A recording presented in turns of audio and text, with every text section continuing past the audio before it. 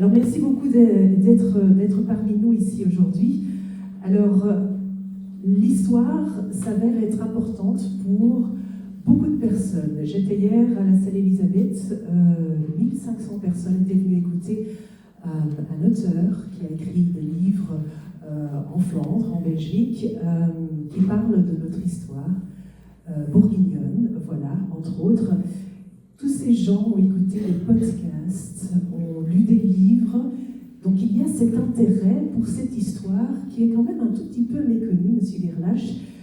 Vous avez parlé dans une émission Terzak d'un manque total de culture historique. Une culture historique plus large, est-ce que c'est nécessaire? Alors, je ne sais pas si j'ai parlé d'un manque total de culture historique, mais je pense en effet qu'il y a une méconnaissance de la complexité de l'histoire de la Belgique. C'est lié à différents facteurs. On a d'abord sans doute essayé de promouvoir une histoire officielle qui faisait remonter la Belgique à la nuit des temps. Et puis, comme c'était un sujet assez sensible, on a sans doute gommé un certain nombre de choses. Et je ne sais pas aujourd'hui comment, par exemple, l'histoire du mouvement flamand est enseignée dans les écoles francophones. Je ne sais pas non plus si dans les écoles flamandes, on explique aussi la complexité de la réalité au sud du pays, avec Bruxelles et la Wallonie, qui sont dans la communauté française, mais quand même avec leur identité propre. Et donc, oui, voilà, il y a ce problème, et je pense qu'il est en effet une source d'incompréhension et de malentendus. Sans faire du placement de produit, j'ai d'ailleurs consacré un livre à cela, et les retours que j'ai eus, parce que c'est ça qui sont importants, m'ont montré en effet qu'il y a dans notre pays, malgré l'intérêt pour l'histoire, quand même une difficulté à la saisir dans sa complexité. Et je pense que malheureusement, la situation est peut-être pire dans le monde politique, parce qu'avec cette espèce de division qu'il y a entre les partis du Nord et du Sud, et le fait que chacun s'adresse prioritairement à sa communauté ou à sa région, avec cette espèce de confrontation qui est un peu encouragée par les institutions, dans cette espèce de face-à-face qui est propre à tous les pays fédéraux, mais accentuée chez nous par le fait qu'il n'y a que deux grandes entités avec chacune une langue qui leur est propre. Je pense qu'en effet, dans le monde politique, il y a une mécompréhension de la réalité de l'autre côté de la frontière linguistique, et ça conduit, me semble-t-il, à un manque d'empathie. Et ça, je trouve que c'est regrettable. Alors l'histoire n'est pas faite pour nous diviser, mais parfois elle le fait. Alors est-ce qu'une initiative telle que cet ouvrage, M. Wakaulart, pourrait y contribuer à nous unir plus? Absolument. Absolument, parce qu'il faut plus de ce genre d'initiative, et j'ai jamais compris l'opposition qui existait dans le monde académique contre il y avait une véritable agitation contre, des fois assez médiocre, je dois dire, parce qu'à la deuxième ligne, on était déjà assez fermés à la collaboration. Hein. Donc, c'est comme si nous, on utiliserait la Légion Wallonie contre le mouvement wallon. Donc, non, on ne peut pas être informé assez sur nos compatriotes. Et je crois que ceci est une très bonne initiative, et en plus, parce que vous parlez de l'enseignement de l'histoire, moi je me rappelle d'une tribune libre dans le standard de Wouter Smets, de la Karel de Grote Hogeschool, qui se plaignait justement de la place, de la petite place que l'histoire prenait dans l'enseignement. On ne parle plus du personnage, on ne parle plus du lieu, même les dates on ne connaît plus. Hein, et nous s'en plaignait, d'ailleurs avec les collègues hollandais, qui étaient du même avis. Donc effectivement, ceci est nécessaire. D'ailleurs, vous citez notre auteur Bart van Loo. Justement, lui, il prouve la soif de connaître l'histoire. Et lui, c'est un amateur. Ce n'est pas un académicien. Ce n'est pas quelqu'un qui ici de ce qu'on va enseigner en Flandre dans l'enseignement. Non, c'est un amateur qui vit de son propre intérêt à créer en fait un chef-d'œuvre qui a été traduit en français. Et d'autres langues. Oui, absolument, parce que je crois qu'en Hollande, c'est même une option. L'histoire, pour certaines écoles, c'est une option, et ici, on diminue peut-être de 2 vers 1 heure. Donc, je sais avec mes propres enfants qui sont adolescents, qui n'ont jamais vécu ce que j'ai vécu à l'école. Quand j'ai mis le podcast, je les ai obligés à écouter le podcast sur Napoléon, par exemple, et ils ont fortement aimé, ils ont commencé à s'intéresser. Donc voilà, ça peut aider naturellement. Monsieur Berny, alors, Madame Beekman l'a déjà brièvement mentionné, peut-être une version en Wallonie. Vous êtes pour ? Oui, tout à fait. D'ailleurs, j'ai publié un livre dans une excellente maison d'édition, Borchers et Ellen Wright, il y a quelques mois, qui s'appelle Wa, le Werkewel, s'il fallait un peu le rappeler. Et une des recommandations pour la Wallonie est de travailler sur cette dynamique de réflexion sur notre identité collective. Parce que je pense qu'en Wallonie, très souvent, l'identité a été une question taboue. Parce qu'elle appelait à des réflexes identitaires, et quelque part, moins on parlait d'identité, au mieux on se portait. À Charleroi, moi, quand j'ai grandi dans l'enseignement primaire, un tiers des élèves avaient un nom à consonance française, comme moi, d'Hermine, un tiers à consonance flamande, parce qu'il y a une fabuleuse histoire d'immigration flamande en Wallonie, Van Cohenberg, Van Goten, toute une série qui ont d'ailleurs été bourgmestres de Charleroi avant moi, et un tiers à consonance italienne. Et l'intégration a très bien fonctionné en Wallonie. Il n'y a pas du tout de questions, beaucoup moins en tout cas qu'en Flandre, de questions identitaires, et donc il y a une forme de pudeur par rapport à ces questions d'identité, de se dire tiens, mais est-ce que ça va pas amener des débats politiques qui vont nous échapper? Mais je pense, moi, on a beaucoup parlé de polyamour, je pense qu'il y a quelque chose de très intéressant dans le polyamour des identités. C'est-à-dire qu'on peut avoir une identité locale très très forte, être un vrai Carolo, un vrai Liégeois, parce que ces identités locales sont très fortes en Wallonie, mais être aussi quelque part très fier d'être wallon, être très heureux d'être belge pour ce que la Belgique représente en tant que construction peut-être heuristique et hasardeuse, mais avec ce qu'elle apporte aussi d'intéressant, être fier d'être européen et être pour une forme d'universalité forte. Et donc je trouve que ce débat est vraiment intéressant, et d'autant plus en Wallonie où le gros enjeu qu'on a est un enjeu de redéveloppement socio-économique.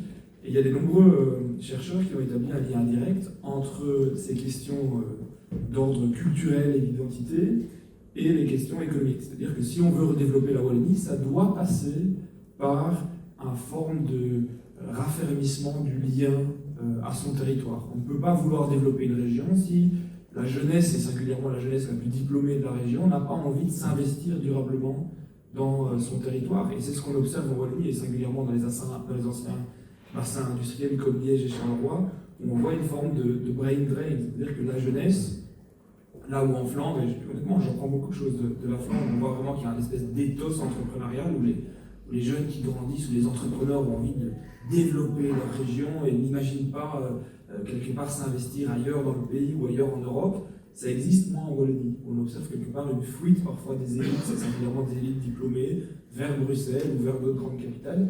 Et ça nous manque dans le développement économique Wallonie. Et c'est pour ça que je pense que ce travail sur un canon de la Wallonie est quelque chose d'intéressant. Et d'ailleurs, c'est la seule petite remarque, parce que j'ai lu le texte en flamand qui est, je trouve, exceptionnel.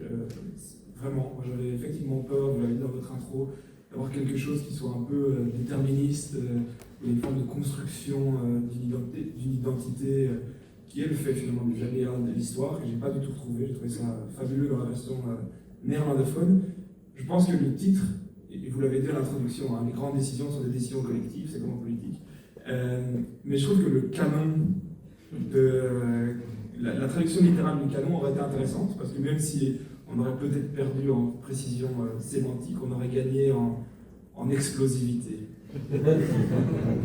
Les ouvrages et canons aussi, les canons. Alors, votre idée, comment a-t-elle été reçue chez vos co-citoyens? On a discuté, est-ce que vous avez déjà eu des retours? Il y a déjà moi qui n'étais pas d'accord. Ah bon, allez-y. Et pourquoi pas?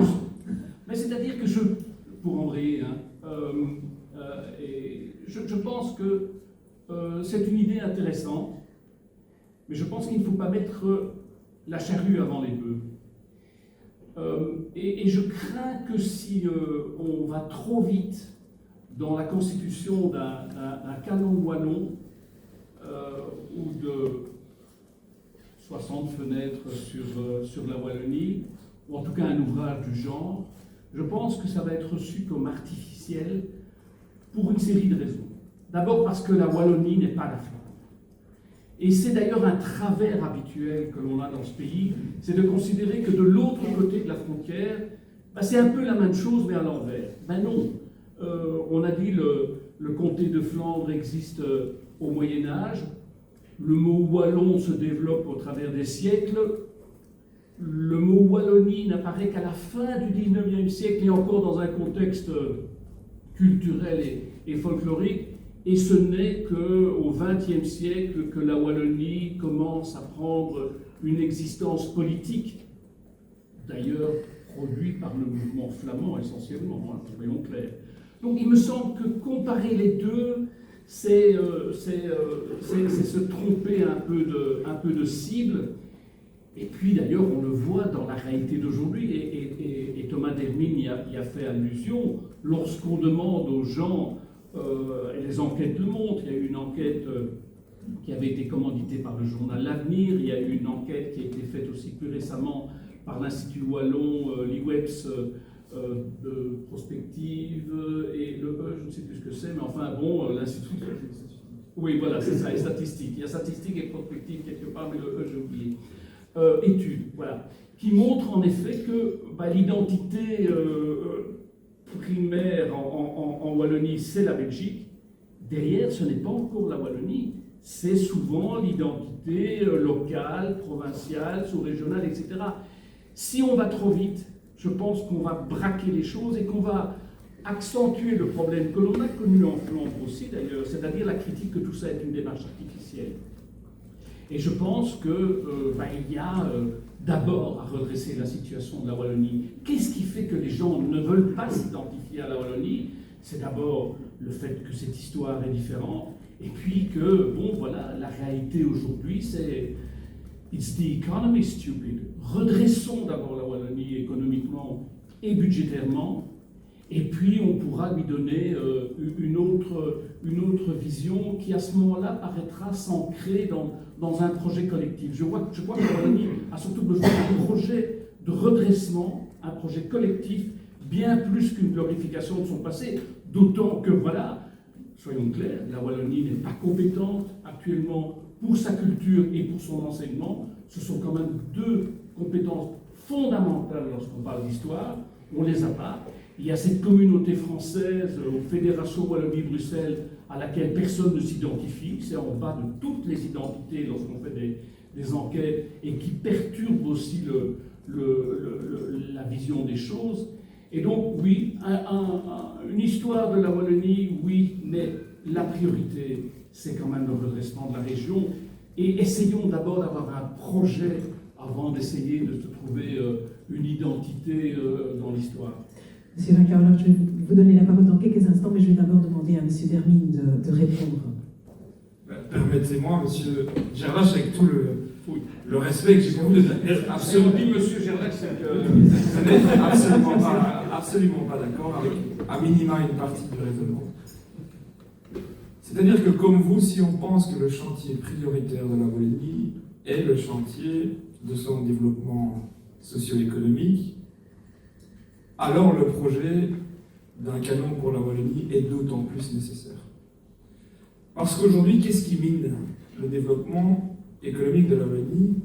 C'est précisément le manque d'unité, le manque de cohésion, le manque de vision régionale. Et je pense que si on ne sait pas, comme le dit l'adage, d'où on vient, on ne sait pas où on va. Si la Wallonie souffre parfois d'une forme de saupoudrage dans ses moyens, le manque de vision dans la définition de ses priorités, c'est précisément parce qu'elle n'a pas cette forme de cohérence culturelle, historique que la Flandre a. Si les Liégeois, si les Ainuyers étaient alignés sur une vision pour leur région, ils auraient été probablement plus efficaces dans leurs efforts de développement économique. Et je pense qu'aujourd'hui, en politique, il faut quelque part faire avec le réel sans jamais l'accepter. Et la réalité institutionnelle de notre pays, même si on peut le regretter, est une réalité où les régions ont un rôle primordial et prépondérant dans le développement socio-économique. Parce que les compétences dans la Belgique de la 6e de réforme de l'État sont celles-là. Et donc, on doit quelque part à la fois construire ce récit puissant qui embarque les Wallons et qui est un préalable au développement socio-économique de la Wallonie. Et je pense que c'est d'autant plus nécessaire, et je vais prendre le cas de Charleroi, que, pour faire référence aux travaux de Goodhart, qui faisait la distinction entre les anywhere et les nowhere, qui sont finalement en fait la réalité aujourd'hui, où on a certains citoyens qui peuvent aller n'importe où ils veulent et qui vont aller chercher un emploi, qui grandissent en Wallonie, mais qui vont aller chercher un emploi à Bruxelles, à Gand, à Londres ou à Paris, et puis d'autres qui sont quelque part les nowhere, qui sont quelque part perdus dans leur quartier précarisé, des bassins à wallons, ou même de plus en plus. Vous savez, monsieur Weitz, la commune d'origine, la plus grosse commune d'origine des nouveaux arrivants à Charleroi, c'est Borgerhout. C'est des pauvres en Flandre qui arrivent à Charleroi parce que le foncier est disponible, etc. Et donc il faut qu'on crée en Wallonie un récit puissant, à la fois pour garder notre jeunesse, pour garder nos talents et qui ont envie de se réinvestir, et on le voit quelque part chez les moins de 30 ans, quelque part ce sentiment d'appartenance se redéveloppe, et c'est ce que j'appelle de mes voeux, mais aussi pour créer un récit puissant pour ceux qui arrivent, et en particulier, qui comme toujours sont en provenance de parties les plus pauvres du territoire, pour qu'ils sachent où ils arrivent et ils sachent quel est le projet. C'est ce projet-là qu'il faut porter pour la Wallonie, et un de mes regrets, c'est que quelque part cette question sur le canon de la Wallonie, qui a été en débat, avec je pense, un buy-in assez large pendant les élections, n'ait pas été repris de façon suffisamment explicite dans la déclaration de politique régionale en Wallonie pour les quelques années. Elle n'a pas été reprise non plus par votre parti, qui, dans une réponse à un questionnaire dans la Libre Belgique où on posait la question « Faut-il un canon de Wallonie ?» On ne va pas me tromper en disant que le PS a dit non. Il y a eu des débats internes, mais effectivement, la question bruxelloise a dicté beaucoup, parce que c'est, je pense, vraiment une différence très importante sur laquelle notre modèle bute. Il y avait une question sur la Belgique à 4 régions, notamment, qui nous a beaucoup animés. Moi, à titre personnel, je suis fervent d'un modèle fédéral mature sur 4 régions, parce que les enjeux de Bruxelles ne sont pas du tout les mêmes enjeux que les enjeux de la Wallonie.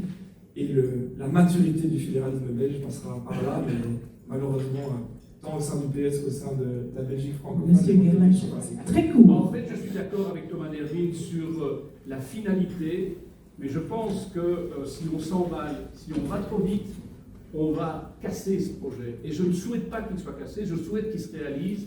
Et donc, essayons d'abord de mettre de l'ordre dans nos institutions. Essayons d'abord de faire en sorte que les gens comprennent au sud du pays comment ça fonctionne, avant de vouloir créer, j'aime pas trop la question de créer d'ailleurs un roman national, mais en tout cas essayer de trouver une base qui fait en sorte en effet que les Wallons puissent se retrouver. Monsieur Van Kaulaert. Je m'étonne un peu de la discussion parce que un beau livre sur la Wallonie a été écrit à Carlo, Jules de Street, Wallonie. Ça s'appelle Wallonie. Les publications de l'association Wallonne sont d'un très grand intérêt. Il y a un début de canon qui s'est créé. D'abord, ce qui me frappe, c'est ce que je peux encore ajouter, c'est que c'est surtout du côté socialiste qu'il y a une sorte d'idée wallonne qui est née. Et je le fais ne pas le premier, mais je parle par exemple je pense à quelqu'un comme Robert Collignon. C'est le premier, déjà dans les années 80, qui dit qu'il faut dépérenniser l'histoire belge. C'est tout dire. Parce qu'il y avait effectivement ce canon belge. Rappelons-le aussi, le grand Stengers, Jean Stengers, a fait 2 volumes sur le sentiment national belge, qui n'ont été repris nulle part dans les journaux. Je suis le seul, je crois. En France, on en a parlé. Donc, pour vous dire qu'il y a effectivement, du côté wallon, il y a déjà ce début de canon qui est là. Qui est là, ouais. Et qu'on va peut-être élaborer. Alors, selon les critiques, ce canon et la diversité sont en contradiction. Alors, qu'en pensez-vous? Est-ce que c'est une contradiction? Diversité, qui est aussi dans cet ouvrage, en contradiction avec ce canon? Est-ce qu'ils s'excluent mutuellement? Non, pas du tout. Et moi, c'est comme je l'ai mentionné, un des a priori que j'avais en ayant suivi dans la déclaration de politique régionale flamande du gouvernement précédent le travail sur ce canon pour la Flandre. Et je dois dire que la lecture de l'ouvrage, par sa diversité, par sa rigueur scientifique, par cet équilibre entre l'absence de radicalité et l'écart par rapport à toute lecture déterministe, est une forme de garantie contre ce risque de lecture qui nuirait à la diversité. Donc ce n'est pas un ouvrage anti-belge. Non, et encore une fois, je pense que nos identités, c'est comme des poupées russes. On peut avoir une forme d'appartenance régionale qui est forte, mais qui n'est absolument pas exclusive d'autres formes d'identité locale, nationale ou suprarégionale. Il faut différencier une identité qui inclut d'une identité qui exclut. Je pense que c'est aujourd'hui les grandes différences qu'on voit entre une lecture qui serait déterministe ou nationaliste, qui verrait dans la réalisation de certains aléas de l'histoire une identité qui exclut par rapport à d'autres identités, par rapport à une identité comme un levier pour réaliser des choses et qui peut être inclusive d'autres formes d'identité. Merci, M. Macaulay. Commencer la Flandre est un produit belge. Et le premier propagandiste du mouvement flamand, c'était Léopold Ier, qui payait des auteurs et des peintres pour faire des œuvres qui référaient au grand moment de l'histoire belge, parce qu'il avait le sentiment, au début, un peu à juste titre, que créer un sentiment belge, ça va être difficile. Mais donc, je veux dire, comment est-ce qu'on peut être contre ce qui nous a créés? Exactement. M. Guermach? Oui, je pense en effet que, d'abord, il ne faut pas confondre histoire et identité.